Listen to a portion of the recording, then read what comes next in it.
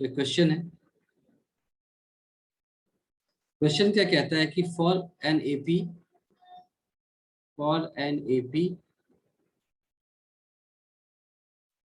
ये है आपको 29, 27, 29, 27 डैश डैश डैश आगे जाएगा। ठीक है, find the first negative term.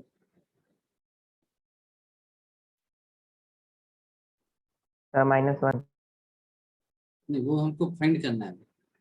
ठीक है, find the first negative term. ठीक है, और मतलब क्या हुआ इसका कि नंबर तो फाइंड करना ही है, वो किस पोजीशन पे आएगा ये भी आपको फाइंड करना है। ठीक है, क्वेश्चन समझ में आ गया? पहले तो ये बताओ, यस सर। है ना? इसको Yes, पहले sir. लिख लिया है ना? सबसे पहले तो जो है उसको लिख लो, गिवन एपी। मतलब कौन सा टर्म फर्स्ट नेगेटिव टर्म आएगा? हाँ, पहला नेगेटिव टर्म कहाँ पर आएगा ये हमको बताना है। ठीक है, ये ऐसा जाएगा। तो पहले तो इस सीरीज को देखो, पहले इस एपी को देखो। तो आपको दिख रहा है कि यहाँ पर जो डिफरेंस 2 है। कंसेक्यूटिव टर्म्स हैं वो -2 से डिक्रीज कर रहे हैं, मतलब 2 से Yes, sir. डिक्रीज कर रहे हैं, मतलब जो कॉमन डिफरेंस है वो -2 ये दिख रहा है ना? 29 से Yes, sir. 27, Yes, sir. 27 से 25। तो इसका मतलब क्या है कि कहीं ना कहीं ये पॉजिटिव से नेगेटिव भी होंगे। ठीक है, ऑब्वियस सी बात सर है। स्क्रीन नहीं दिख Yes, रहा है sir. मेरे पे अभी। आंखें खोलो दिखेगा। इंटरनेट प्रॉब्लम सर हो। अभी हाँ, दिख रहा था, फिर हाँ, गायब हो गया तो है। मैं वही समझ रहा हूँ कि अभी आंखें खोलोगे ना तो एकदम सामने से दिखेगा। ठीक नहीं है? नहीं, आंखें खुली सर हैं, दिख ये रहा वो है। कोई मिल गया वाला डायलॉग है। हाँ, कौन सा? अरे आंखें सर खोल। उसमें बोलता नहीं है आंखें खुल रही है मगर कुछ दिख नहीं रहा है। नहीं, बस ऐसा दिख रहा अच्छा था। मुझे पता नहीं जी, मुझे No, मेरे sir. वो वाला बोल रहा है सर। वो है माँ, मुझे कुछ दिखाई नहीं दे रहा है माँ। अच्छा, ये एक्चुअली हमारे सर ने एक बार बोला था जब मैं स्कूल में था। तो ऐसा कुछ किसी बच्चे ने कहा था स्कूल में, बहुत पहले की बात है ये, कि सर वो दिख नहीं रहा अब था आ सर। गया। हाँ, अब आंखें खुल गई इसकी। चलो अब वापस से क्वेश्चन पे आ जाते हैं। देखो देखो, क्वेश्चन तो समझ में आ गया आपको। ये डिक्रीज कर रहा है, ये एपी जो है वो हायर वैल्यू से लोअर वैल्यू लेता जा रहा है। दिख रहा है सभी को? 29, 27, 25, 23, 31, 31 एंड सो ऑन, ये आगे जाता जाएगा। Yes, sir. ठीक है, तो इसका मतलब है कि कभी ना कभी ये नेगेटिव भी होगा। ठीक है, तो ये कहाँ पर Yes, sir. कब नेगेटिव होगा और पहला जो नेगेटिव टर्म आएगा वो क्या है, हमें इस तरह से कुछ फाइंड करना है। ठीक है, तो इस तरह के क्वेश्चन को सॉल्व कैसे करते हैं? एक तो तरीका हो गया कि आप बैठ जाओ और कैलकुलेट करते जाओ, पहला 29, दूसरा 27, तीसरा 25, ऐसे करते करते जाओगे फॉर्मूला है। तो है ना, आपको पता लग जाएगा। ये भी एक तरीका है, ये भी पहले शायद जब एपी नहीं रहा होगा तो लोग ऐसे ही करते होंगे। ये भी एक तरीका है और वैलिड तरीका है। ठीक है, आप अगर इस पूरी तो जो हम कहानी लोग को भी, रीजनिंग में जो नॉर्मली निकालते हैं वैसे। हाँ मतलब आप देखो इसको समझो कि आपने अपने सॉल्यूशन में अगर इस पूरी प्रक्रिया को भी लिख दिया ना तो भी आपको पूरे मार्क्स मिलेंगे। इसमें क्योंकि कोई गलती नहीं है। आपने 29, 27, 25, 23, 21 करते करते आप फाइनली -1, -3 ये सब पहुंचोगे और वहां से काउंट करके आप आंसर बता दोगे तो भी ये गलत नहीं है ना? क्यों? क्योंकि आप ये मैथमेटिकली तो कर रहे हो। आपने ऑब्जर्व किया कि 2 2 से घट रहा है, तो ऐसा थोड़ी कि आप 25 के बाद 20 लिख रहे हो। आप 25 के बाद 23 ही तो लिखोगे। अगर मैं कहूँ कि इसके आगे वाला टर्म क्या होगा, आप लिखते चले जाओ, तो क्या लिखोगे 25 के आगे? बताओ। 23 23। then 23, 21। उसके बाद 21 लिखोगे। इसका मतलब है कि आपने इस पैटर्न को तो Yes, पकड़ sir. लिया है ना। आपने इस पैटर्न को पकड़ लिया है कि ये एपी में और कॉमन डिफरेंस -2 है, Yes, sir. तभी तो लिख रहे हो। तो आप इसको समझो कि आप ये दिमाग में मत रखना कि मैंने अगर सब कुछ लिख करके वहां से काउंट करके बताया तो गलत आएगा। नहीं, वो भी सही है, बिल्कुल सही है। क्यों? क्योंकि आपने पूरे एपी को समझा और तभी ये लिख पाए। ठीक है, ये लेकिन एक लंबा तरीका है, एक प्रोसीजरल तरीका है जिसमें हमको ज़्यादा दिमाग नहीं लगाना है, सीधे लिख देना। लेकिन जो नॉर्मल तरीका है, नॉर्मल नहीं मतलब जो मैथमेटिकल अप्रोच है, वो क्या होगा कि हम एक चीज़ को मानेंगे कि जीरो जो होता है वो एक टर्निंग पॉइंट होता है। ये जीरो है, इसके इधर पॉजिटिव रहेगा और इसके इधर नेगेटिव रहेगा। हम इस बात को समझेंगे। ठीक है, बताओ यहाँ तक समझ में आया कि कोई भी चीज़ अगर पॉजिटिव से नेगेटिव हो रही Yes, है sir. Yes, sir. तो जीरो को क्रॉस करके ही तो हो सकती है। ऐसा नहीं हो सकता कि वो Yes, जीरो को sir. बाईपास कर जाए। सीधे पॉजिटिव से अचानक जादू से नेगेटिव हो जाए, नहीं, बीच में जीरो तो आएगा ही कहीं ना कहीं, है ना। यस ठीक है, तो हम इसी बात को यूज करते हैं, इसी प्रॉपर्टी को यूज करते हैं। तो लिख लिया यहाँ पर, लेट्स टेक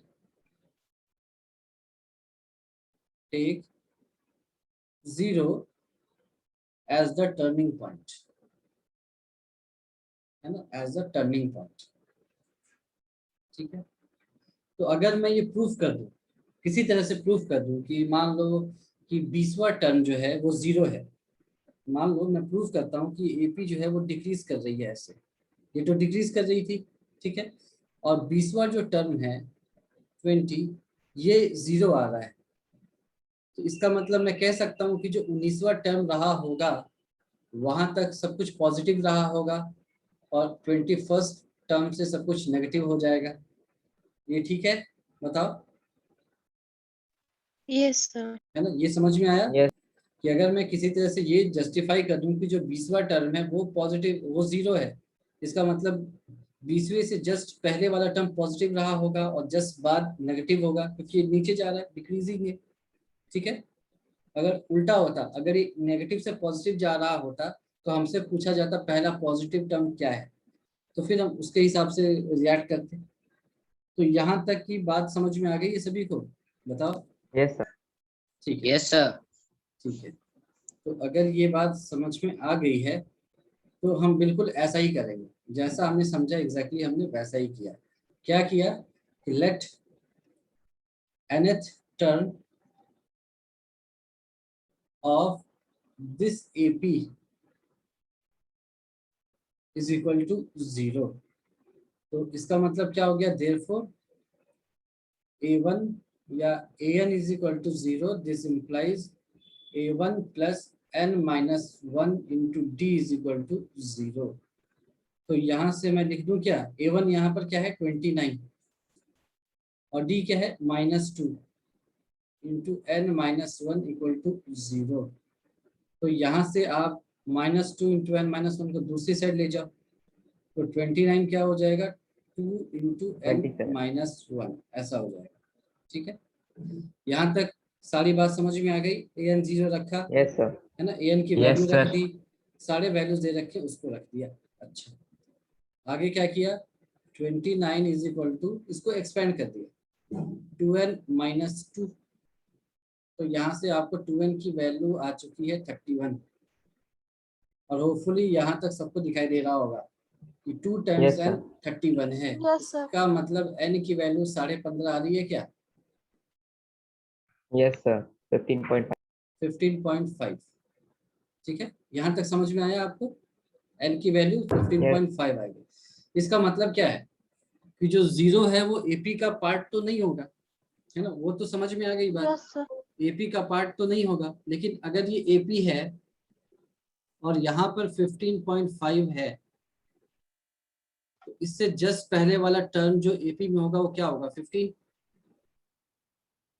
और यस सर इसके जस्ट वाला बार जो AP का पार्ट होगा वो क्या हो जाएगा 16, 16. क्योंकि 15.5 हमको पता है AP में नहीं होगा, तो ऐसा ही कुछ होगा। यस सर लेकिन 15.5 पे जीरो हो रहा है, इसका मतलब 15 पे पॉजिटिव रहा होगा और 16 पर पहला नेगेटिव आएगा। नेगेटिव ये बात समझ में आ गई क्या, है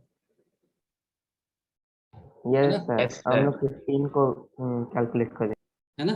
तो हमें देखो इससे मतलब नहीं है कि जीरो AP का पार्ट है या नहीं है, हमें ये पता करना है कि ये जीरो कहाँ पर होता, यानी कि अगर हम n की जगह 15.5 रखते तो ये जीरो हो जाता, इसका मतलब 15.5 से थोड़ा सा भी कम रखेंगे तो पॉजिटिव हो जाएगा और थोड़ा सा भी ज्यादा रखेंगे तो नेगेटिव हो जाएगा। ठीक है, यहाँ तक कोई दिक्कत है तो बताओ, No, No sir. sir. है ना, क्योंकि यही मेन है समझना। बाकी चीजें तो आपने देखा कुछ ऐसा मैंने जादू नहीं किया, जो वैल्यूज थे आप करते आ रहे हो वही रखा, यही मैंने समझना है। ठीक है, तो अगर ये समझ में आ गया तो आप लिखोगे therefore 16th term will be the first negative term, will be the first negative term। बताओ ठीक है, 16th term first negative term होगा, है Yes, ना। sir. Yes sir. will be the first negative term। तो वो नेगेटिव टर्म होगा क्या, उसको निकाल लिया। A16 इज इक्वल टू आपका A1 प्लस 15D। तो A1 है आपको 29 प्लस 15 इंटू माइनस ऑफ 2। तो A16 की वैल्यू आ गई 29 minus 30। Therefore A16 will be equal to -1। ठीक है, ये हो गया आपका आंसर। चलो देख लो, क्वेश्चन था एपी दे रखा है, कैसा एपी है, डिक्रीजिंग एपी है। आपसे कहा गया पहला नेगेटिव टर्म निकालो। तो हमें पता है कि अगर डिक्रीजिंग एपी है तो इसका मतलब पॉजिटिव से नेगेटिव जा रहा होगा, और पॉजिटिव से नेगेटिव जाएगा तो जीरो पर ही अपने साइन को चेंज करेगा। तो जीरो से पहले Yes, sir. पॉजिटिव रहेगा, उसके बाद नेगेटिव रहेगा। तो हमने मान लिया nth टर्म जो है वो जीरो है, उसको निकाला 15.5 आ गया। 15.5 का मतलब क्या हुआ, 15.5 से पहले का कोई भी टर्म ले लो पॉजिटिव रहेगा, 15.5 के आगे का कोई भी टर्म रखो वो नेगेटिव हो जाएगा। तो 15.5 से पहले लास्ट पॉजिटिव टर्म क्या होगा, 15th, क्योंकि ये होल नंबर ही हो सकता है, सॉरी नेचुरल नंबर ही हो सकता है, नंबर ऑफ टर्म। और 15.5 से जिस Yes. बड़ा नंबर कौन सा होगा, ये जो एपी का पार्ट हो वो 16 हो जाएगा। तो 16 क्या हो जाएगा, 16 term will be the first negative term. तो वहां से ये कैलकुलेट कर लिया, तो वो आया -1। ठीक है, इसमें कोई कंफ्यूजन है? No, ठीक है, no, sir. तो ये आपको समझ में आ गया। तो इस तरह के कई क्वेश्चन आपको कहीं ना कहीं देखने को मिलते हैं और कई बार बोर्ड में भी पूछे गए हैं, इसीलिए हमने इस क्वेश्चन को किया। और ये सर 11th वगैरह में भी पूछा जाता है। हाँ बोलो। सर वैसे जैसे आपने बोला कि 0 15.50 है, तो नेक्स्ट 16 जो होगा 16 टर्म वही होगा। तो सर ऐसा भी तो हो सकता है कि जीरो जो था वो 15.50 पे था, तो अगला तो -1 ही होगा, ये भी तो हो सकता है। नहीं देखो, अगला -1 का मतलब मैंने समझा, क्या -1? लेकिन से हम लोग को तो कैलकुलेट करना पड़ेगा, बिकॉज डिफरेंस जो है तुम उसके एक हिसाब से मिनट, तुम कैलकुलेट। ये कह रहे हो कि नहीं मतलब 16 टर्म पर तो कोई दिक्कत नहीं है, ये बताओ पहली क्वेश्चन बात। Yes sir. ठीक है, तुम ये कहना चाहते हो कि 16 टर्म तो चलो आया वो अलग बात है, लेकिन हमें दिख रहा था कि पहला नेगेटिव टर्म -1 ही होता, तो ये हम बिना कैलकुलेट करके भी बता सकते थे, ऐसा कुछ करना चाह रहे हो? Yes sir. ठीक है, यस सर। तो ये बात बिल्कुल सही है। Yes sir. ये बात बिल्कुल सही है आपकी कि इस क्वेश्चन में जो पहला नेगेटिव टर्म होता वो दिखाई दे रहा था, वो -1 के अलावा कुछ नहीं हो सकता था। बिल्कुल सही बात है, लेकिन हमने क्या कहा कि हम इस क्वेश्चन को नहीं सॉल्व कर रहे, हम इस प्रोसेस को समझना चाहते थे। अगर मान लो मैं पैटर्न कुछ ऐसा दे देता 105, उसके बाद मैं आपको देता 92, उसके बाद मैं देता ये कितने 8 और 5 13 से घट रहा है, तो ये मान लो 13। 79 एंड सो ऑन, पहला नेगेटिव टर्म पूछता, इसमें कैसे बता पाते? इसमें बताना इतना आसान नहीं, ये फिर भी 105 है, इससे बड़ा भी आपको दिया जा यस सर। सकता है। तो ये तो आपको प्रोसेस बताया गया कि कैसे हम देखते हैं। ठीक है, तो ये तो छोटे छोटे डिफरेंसेस हैं, तो आप तुरंत बना सकते हो, बता सकते हो ऑब्वियसली ऑब्जेक्टिव की तरह ट्रीट करके। लेकिन अगर बड़ा डिफरेंस रहे, 2 की जगह ये 6 या 7 या 9 का रहे, तो वहां पर आपको मुश्किल आ जाएगी। ठीक है, या बहुत बड़े नंबर से मैं कहूँ 1000 से स्टार्ट करूँ और कहूँ कि ये डिक्रीज हो रहा है 13 के पे, मतलब 13 का डिफरेंस है, -13 का डिफरेंस है, 1001 फिर -13 फिर -13 ऐसे करके, तो पहला नेगेटिव टर्म क्या आएगा, तो यहाँ पर आप नहीं बता पाओगे, फिर बता भी दोगे तो बहुत समय लगेगा। तो वहां पर हम इसी तरह से अप्रोच करेंगे। ठीक है, ये एक जनरल सा अप्रोच है। ठीक है, ऐसे ही करते हैं, इस तरह के सर क्वेश्चन तो को ऐसे ही जैसे करते आपने हैं। बताया है हाँ कि सर डिवाइड करके जो रिमाइंडर बचता है उसमें ऐड कर देंगे, तो सर वैसे भी तो आ सकता है। नहीं नहीं, वो तो अलग चीज हो गई, वो तो डिविजिबिलिटी की बात हो गई कि कौन से नंबर डिविजिबल होंगे। हम यहाँ पर डिविजिबिलिटी की बात नहीं कर रहे हैं, हम ये कह रहे हैं कि पहला लास्ट पॉजिटिव नंबर क्या है और फर्स्ट नेगेटिव नंबर क्या है, इसको समझो। निकालने के लिए। है ना, इस क्वेश्चन को ऐसे भी पूछा जा सकता था कि इसका जो लास्ट पॉजिटिव नंबर क्या होगा, ऐसा भी पूछा जा सकता था। या आपसे पूछा गया फर्स्ट नेगेटिव नंबर यस क्या सर। है, दोनों का अप्रोच सेम है। और इस तरह के सारे क्वेश्चंस जो आप देखोगे, आप 11th में भी इस तरह के क्वेश्चंस देखोगे, इस तरह के क्वेश्चन का सबसे आसान अप्रोच यही होता है ना। तो बिल्कुल आपने इसको अपने दिमाग में बैठा लिया। इस तरह से पूछा जाए सीरीज देकर के कि पहला नेगेटिव नंबर क्या हो, या लास्ट पॉजिटिव नंबर क्या हो, तो 0 को ही रेफरेंस मान करके हम सॉल्व करेंगे। ये बिल्कुल आप समझ लो, ठीक है ना? Yes. समझ में आ गया सभी को? Yes, sir. चलो, तो एक और क्वेश्चन जो उस बच्चे ने मेरे से पूछा था, वो भी मुझे अच्छा लगा, तो उसको भी मैं एक बार डिस्कस कर लेता हूँ। ये है शो दैट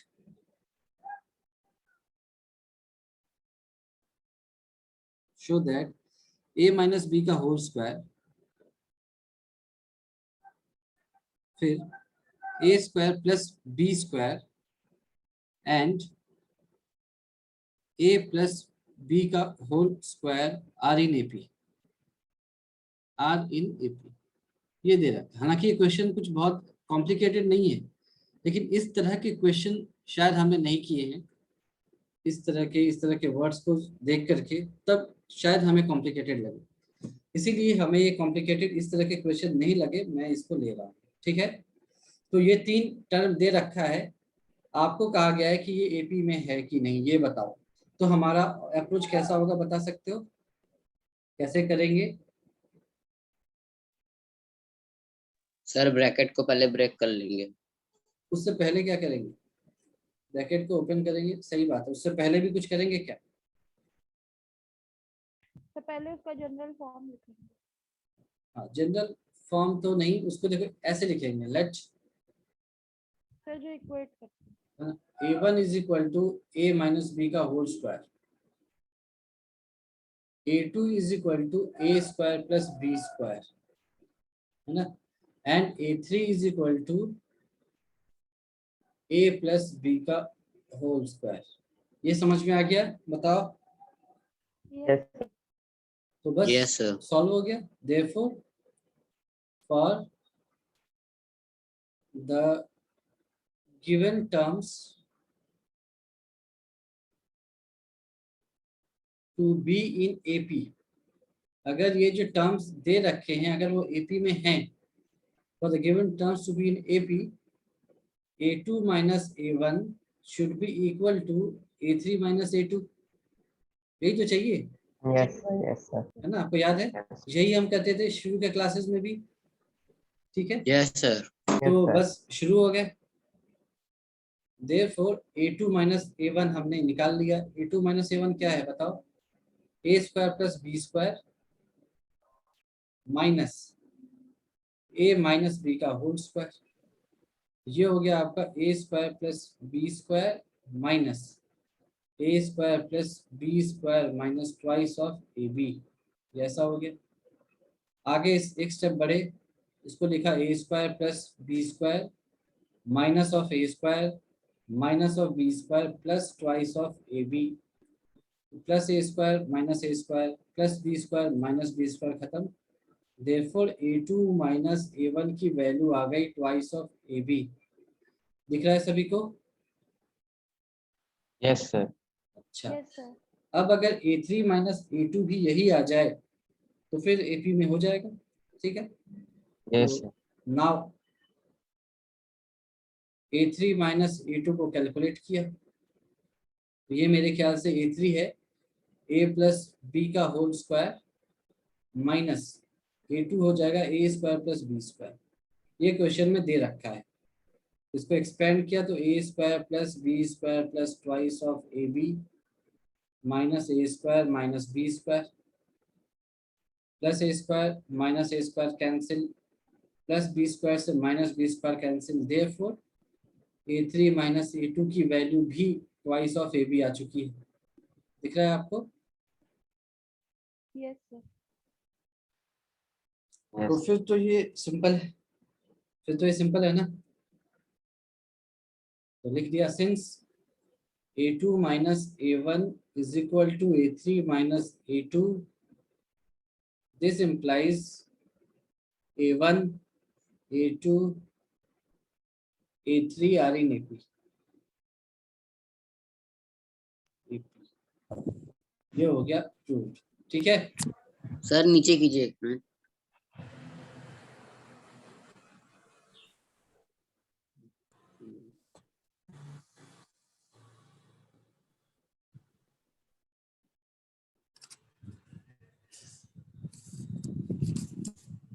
यस सर, समझ आ गया। ठीक है, समझ में आ चुका है? कोई डाउट है इसमें किसी को? No sir. नो सर, हो गया। ठीक है, तो इस तरह का क्वेश्चन भी आप कर सकते हैं कि अगर आपको कोई 3 नंबर या 3 बड़े एक्सप्रेशन ही दे दिए जाए, है ना, कुछ बहुत ही लंबा चौड़ा आपको दिखाई दे रहा है, दे दिया खतरनाक सा, और कहा कि ये एपी में है क्या, तो आपने कहा कोई बात नहीं, कितना भी लंबा चौड़ा हो, हम मेथड यही है। तो आप उसको सॉल्व करोगे ऐसे, a2 minus a1 a3 minus a2, आप देखोगे कि वो बहुत ही क्लीन से एक्सप्रेशन में रिड्यूस हो जाएगा, और वहां से अगर एपी में होना होगा तो दोनों बराबर आ जाएंगे, नहीं तो नहीं आ रहे बराबर तो एपी में नहीं है। ठीक है, अप्रोच समझ में आ गया आपको? ठीक है ना? तो यस सर। अगर आपको अप्रोच समझ में आ गया तो फिर हम अगली चीज स्टार्ट करते हैं, समेशन ऑफ एन टर्म्स। कोई भी एन टर्म दे दिया जाए, एन टर्म्स किसके? एन टर्म्स उसका ऐड ऑफ करना। An AP. हाँ, एक एपी में ऑब्वियसली, है ना, किसी भी एन टर्म्स को आप ऐड नहीं कर सकते, उसका कोई सीक्वेंस होना चाहिए तभी कर पाओगे। ठीक है, और इससे बहुत यस सर। इंटरेस्टिंग रिजल्ट्स भी निकलते हैं, वो हम करेंगे तो आप देखोगे कि बहुत इंटरेस्टिंग चीजें निकलती हैं, तो आपको मजा आएगा उस तरह की चीजें को करने में। जैसे मैं कहूँ पहले एन टर्म्स का सम कितना होगा, पहले एन टर्म्स के स्क्वायर का सम कितना होगा, पहले एन टर्म्स के क्यूब का सम कितना होगा, यानी मैं आपसे पूछूं कि 1 cube plus 2 cube plus 3 cube plus 100 cube का वैल्यू कितना आएगा, या 1 square plus 2 square plus 3 square plus 100 square add करने पर कितना आएगा, या 1 प्लस 2 प्लस 3 टिल 100 कितना आएगा। इस तरह की सारी चीजें इसी कॉन्सेप्ट से निकल करके आती हैं। ठीक है, तो इसका मतलब क्या हुआ कि जैसे हमारे यस। पास एक एक एपी दे रखा है, कुछ भी मान लो, कि जैसे मेरे पास एक नंबर है 2, है ना, अगला है 4, ठीक है, अगला है 6, फिर है 8, फिर है आपको 12, 14 एंड सो ऑन, ऐसा दे रखा है, या मान लो यहीं तक है। तो आपको दिख रहा है कि ये सब एपी में है, कॉमन यस सर डिफरेंस है। 2 के साथ, 2।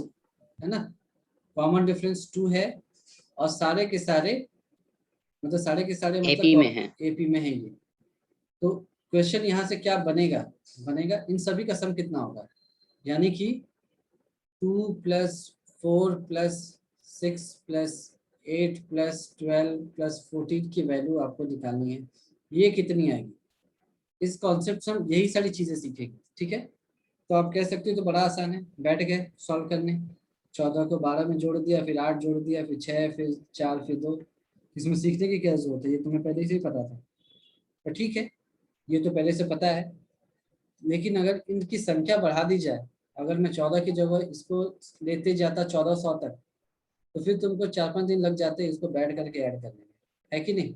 Yes sir. आप बैठ करके ऐड करते हैं। यस। तो फिर से ये कोई जादू नहीं है, हम सिर्फ पैटर्न को पहचानते हैं, और हमने पहले भी डिस्कस किया है और आगे भी कहते रहेंगे कि अगर आप मैथ्स में उसके पैटर्न को रेस्पेक्ट करोगे तो वो आपको रिवार्ड देगा। ठीक है, ये मैथ्स की खूबी होती है कि अगर आपने उसके पैटर्न को रेस्पेक्ट किया तो मैथ्स आपको रिवॉर्ड जरूर देगा। ठीक है, हाँ बताओ। 8 के बाद 10 होगा ना? अच्छा, मान लो 10 मान लो, हो सकता है मेरे से ही, मेरी बूढ़ी आंखों से गलती हो गई, इसको 10 मान लो।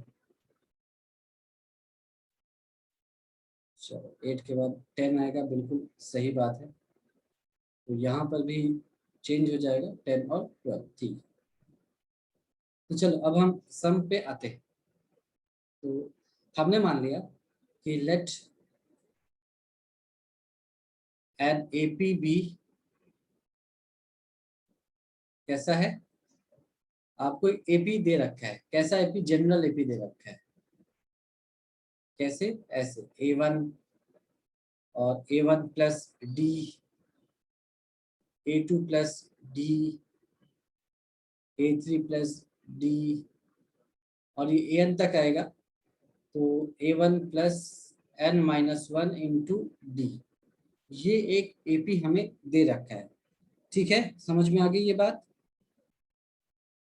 ठीक है, तो हमने माना therefore Sn sum of n terms क्या होगा, यही होगा a प्लस ध्यान से देखना इसको कैसे लिखा जा रहा है। A1 plus D plus A2 plus D. मैं सारे टर्म्स लिखूंगा तो ये बहुत गंदा दिखेगा, इसीलिए ऐसे करके लिख रहा हूँ। A1 plus n-1 into D. ठीक है, यहाँ तक बताओ, कोई कंफ्यूजन हाँ सर। है ना? इसका कुछ ना कुछ तो सम आता, हमने मान लिया उसका सम क्या है, Sn है। तो Sn को मैं ऐसे भी लिख सकता हूँ, उसको उल्टा लिखूं या सीधा लिखूं, बात तो बराबर ही रहेगी ना। A1 plus n-1 into D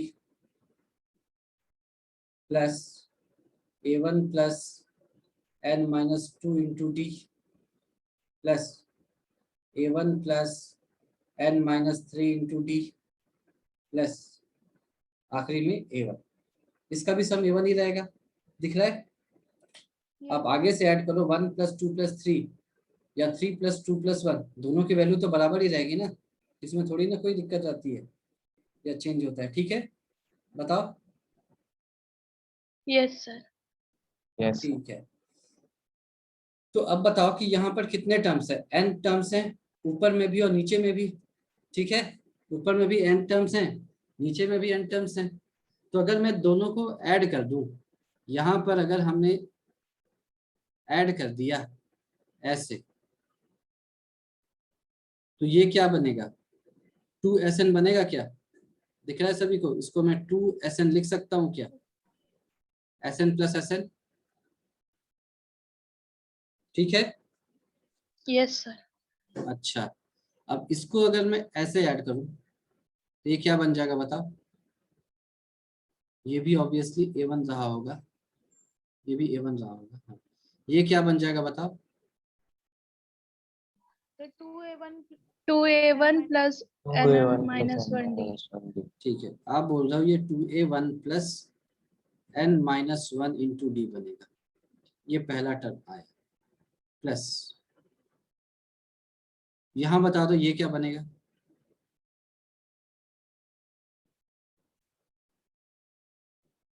ये क्या बन रहा है?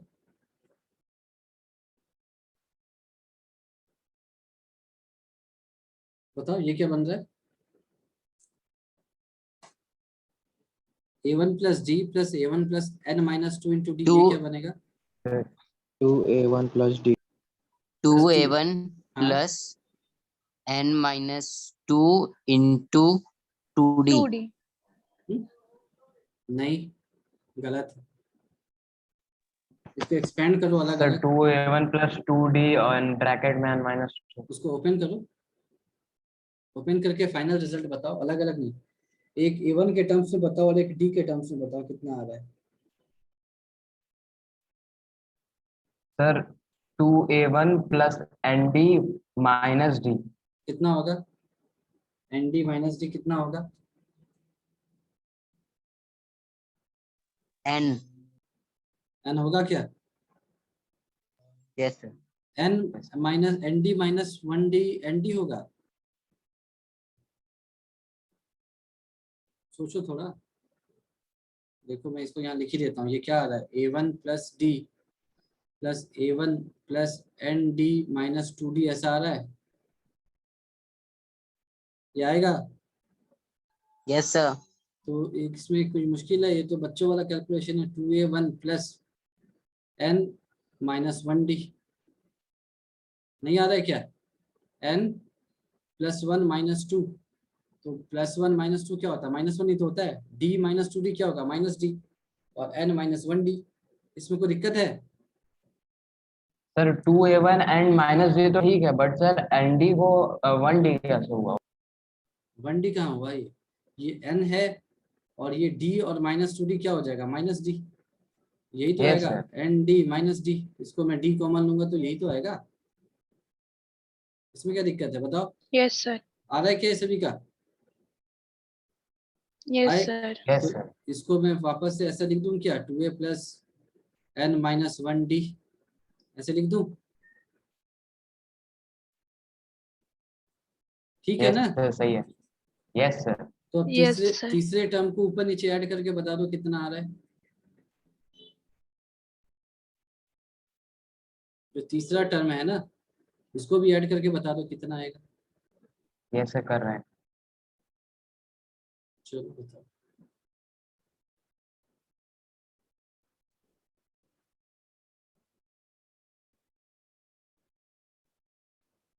सॉरी, ये A2 नहीं है, ये भी A1 है ना, ये A2 नहीं है, ये भी A1 है। Yes sir. अब करके बताओ। सर अगर A1 रहेगा तो 2D हो जाएगा बना। सॉल्व करो। हाँ सॉरी सॉरी सॉरी, ये भी गलत है, ये A1 प्लस 2D हो जाएगा ऑब्वियसली, A1 प्लस 2D, बिल्कुल सही बात। ठीक, चलो अब बता दो मुझे कितना आएगा।